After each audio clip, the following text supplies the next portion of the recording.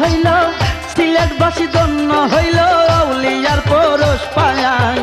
এই বাংলাতে শুইয়াই আছেন ৩৬০ জন আউলিয়া, সিলেটেতে শুইয়াই আছেন ৩৬০ জন আউলিয়া।